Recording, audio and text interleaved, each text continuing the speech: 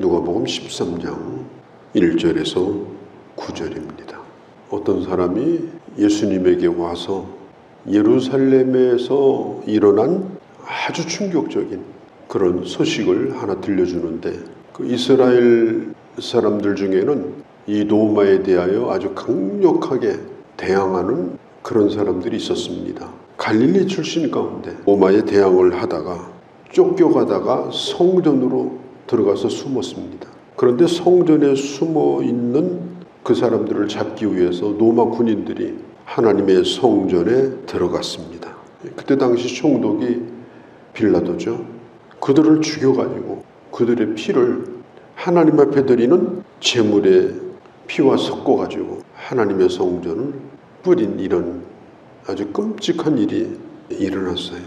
근데 역사가 요세푸스 그의 기록에 보면은 이거 말고도 이때 당시에 이런 일들이 있었다고 합니다. 특별히 6월절 절기 때 이런 일이, 사람들이 많이 모이니까 이런 일이 일어나고, 그리고 성전에서 사람이 죽는 일이 발생을 했다고 그래요. 그런데 이 사람이 예수님에게 이런 얘기를 들려주는 것은 하나님의 성전에서 이런 끔찍한 일이 벌어졌다, 지금 그 얘기를 하려고 하는 것이 아니었습니다. 그 본심이 뭐냐면, 그 사람들은 우리보다 죄가 많기 때문에 그렇게 죽었고 우리는 의로운 사람이기 때문에 지금 멀쩡하다, 이런 얘기를 지금 간접적으로 하고 있는 거예요. 예수님께서 그들의 속을 다 들여다보시고 질문을 던집니다.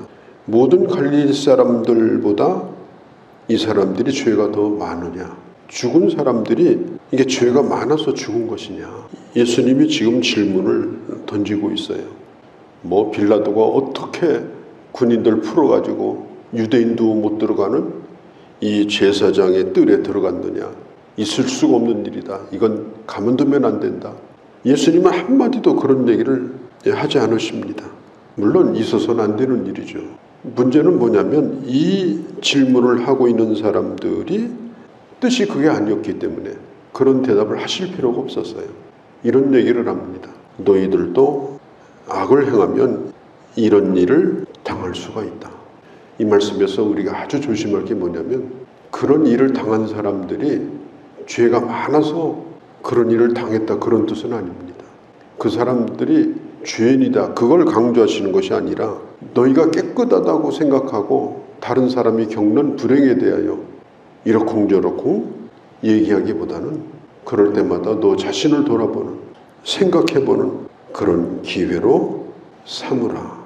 주님이 지금 그런 말씀을 해주고 계신 거예요. 예수님께서 2절 3절에 하시는 말씀이 그거죠.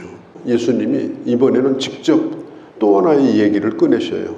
그것이 뭐냐면은 실로암에 망대를 세우는데 그때 사고가 났어요. 사고는 언제든지 어디서든지 많이 일어나요.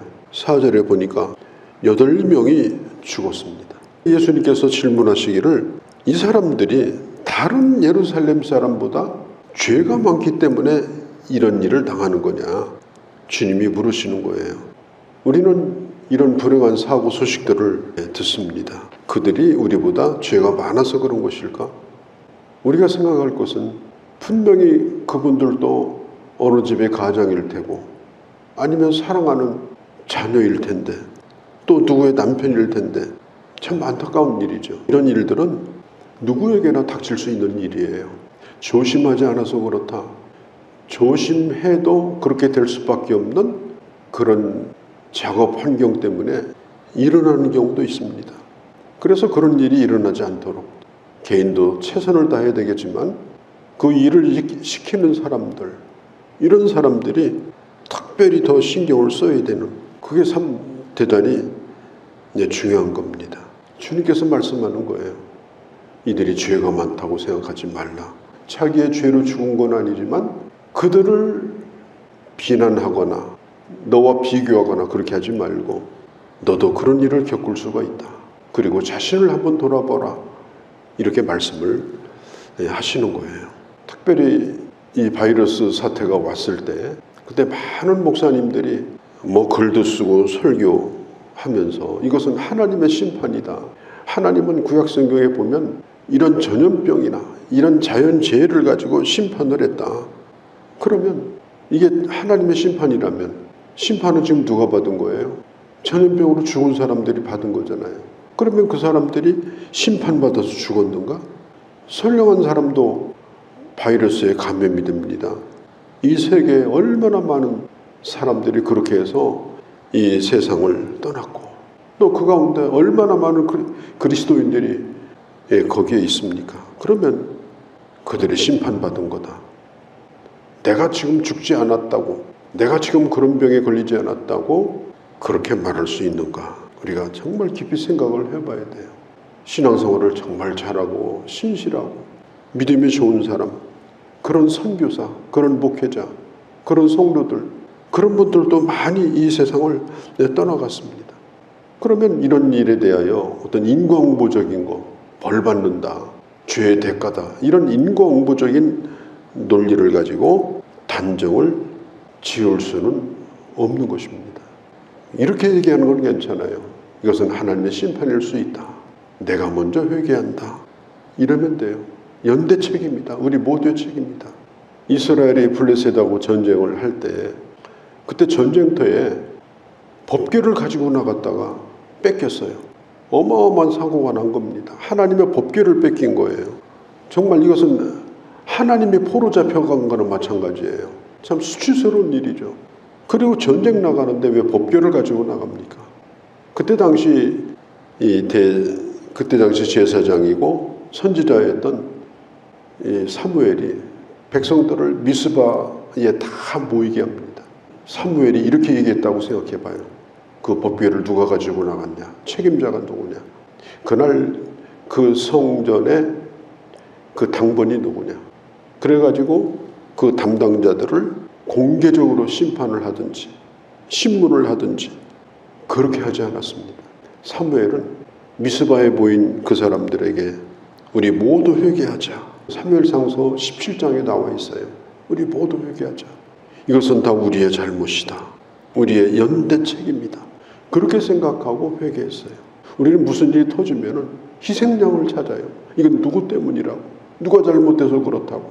저 사람이 없었으면 되는 건데. 이것은 이 사회에서도 마찬가지고 심지어 교회 사역에서도 그런 일들이 생깁니다. 우리가 잘못했다. 이건 우리가 회개할 문제다. 그렇게 회개하니까 하나님이 이스라엘 백성들의 죄를 용서해 주셨습니다. 우리가 바둑을 둘 때 바둑 기사가 끝나고 나서 다시 복기를 해요. 복기라는 말은 반복해서 바둑을 다시 한번 처음부터 끝까지 두어보는 겁니다. 상대방은 나를 어떻게 해서 이겼나? 나는 뭘 잘못해서 이 바둑이 이렇게 됐는가? 처음부터 끝까지 다 다시 놓아봅니다. 그리고 분석을 합니다. 그래서 다시는 그런 실수를 반복하지 않는 거예요. 그렇게 해서 이 바둑 실력이 늘어나는 겁니다. 우리가 우리 삶을 이 복귀해보는 거 아주 중요합니다. 후회하고 슬퍼할 필요는 없어요. 그러나 냉정하게 한번 복귀해보고 나에게 무슨 잘못이 있었는가? 그때에 내가 무엇이 문제였는가? 내가 고칠 점이 무엇이었는가? 그러면서 같은 일을 다시 반복하지 아니하고 자기를 돌아보는 기회로 삼는 것. 특별히 다른 사람의 불행을 가지고 나는 의로운데 저 사람은 나쁘다 이런 생각을 머릿속에서 지워버려라. 너 자신을 돌아보는 기회로 삼으라. 그게 오늘 주님이 주신 말씀입니다. 그 다음에 주님이 또 한 가지 얘기를 하시는데 이번에는 비유를 얘기하셔요. 6절에 비유로 말씀하시되 여기 보면은 한 사람이 포도원에 무화과나무를 심은 것이 있어서 이 포도원 주인이에요. 그리고 그것을 포도원 관리자에게 맡겼습니다. 포도원지기에게 이르되 그 열매를 찾지 못했기 때문에 3년 동안이나 기다렸는데 열매를 얻지 못했어요. 그래서 왜 땅만 버리느냐? 그 땅을 파서 그 무화과나무를 캐내야 되지 않느냐? 이렇게 얘기를 합니다. 그때 포도원지기가 주인이여 금년에도 그대로 두소서 내가 두릅하고 거름을 주리니 이렇게 말합니다. 주님이 다시 기회를 주시는 거예요. 다시 한번 잘 해보겠노라고. 그러니까 앞에 있는 두 가지 얘기하고 영원이 되어 있는 겁니다. 하나님이 주신 기회 속에서 우리가 사는 겁니다. 하나님이 기회를 다시 주신 거예요. 내가 살아있다라고 하는 것은 후회하고 살아가는 인생이 아니라 우리 삶을 돌이켜보고 그리고 다시 한번 시작할 수 있도록 오늘도 여전히 하나님이 우리에게 기회를 주신 겁니다. 우리는 이 세상에서 많은 재난들, 많은 사고들을 우리가 보고서 살아요. 우리가 그런 일을 바라볼 때 나는 의로운데 저 사람은 죄가 많다. 왜 저런 사고를 당하냐? 저 사람이 잘못한 거다. 그런 생각을 가지는 것보다 나 자신을 돌아보는 기회로 삼고 또 내게 잘못한 것이 있으면 하나님 이제 열매를 거둘 수 있도록 하나님 내게 기회를 달라고 주님 앞에 회개하는 그런 시간을 가지는 것이 이게 마땅한 것이 아니냐. 우리 주님이 연결해서 이렇게 말씀을 해주시는 겁니다. 우리가 살아있다는 것이 이게 희망이 있는 겁니다. 또 그 희망을 이루는 것은 바로 회개의 열매를 맺는 것입니다. 열매를 맺는 것은 눈에 보이는 것이고 이것은 어떤 관념이 아니에요. 그러니까 회개라고 하는 것은 이것은 그냥 내가 후회합니다. 유감스럽게 생각합니다. 이런 것이 아니고 자기 생각을 바꾸고 삶을 바꾸고 그리고 하나님이 오래 참으시는 내게 주신 기회를 가벼이 여기지 아니하고 자기 자신을 돌아보면서 살아가는 그런 자세. 이게 참 우리에게 중요하다. 이 땅에서 일어나는 많은 일들을 보면서 특별히 그런 일을 당한 사람들에 대해서 얘기하기보다는 우리가 조용히 나 자신을 한번 바라보면서 내가 그 사람보다 못하면 못했지 더 잘난 것이 없는데 왜 나는 여기에 살아있는가? 하나님이 내게 은혜를 주시고 기회를 주시니 내가 믿음으로 살아야 되겠다. 늘 다짐하고 또 생각하고 회개하는 그런 하나님의 사람으로 살아가는 그런 우리가 되어야 할 줄로 믿습니다. 거룩하신 우리 아버지, 저 예루살렘에서 있었던 끔찍한 피 흘리는 일 그리고 사고 이것을 바라보면서 너희가 그보다 의로워서 살아있다고 생각하지 말라. 너 자신을 돌아보며 회개하는 기회로 삼으라. 만일 네가 회개하지 않으면 너에게도 그런 일이 닥칠 거라고 하는 경각심을 가지고 살라고 말씀하신 주님, 우리의 살아있음이 기회이고 또 희망이 있고 아버지 하나님 다시 하나님의 사람으로 돌이켜 날마다 살아갈 수 있는 그런 저희가 되게 하여 주옵소서. 오늘도 주께 의탁하오며 예수님의 이름으로 기도하옵나이다. 아멘.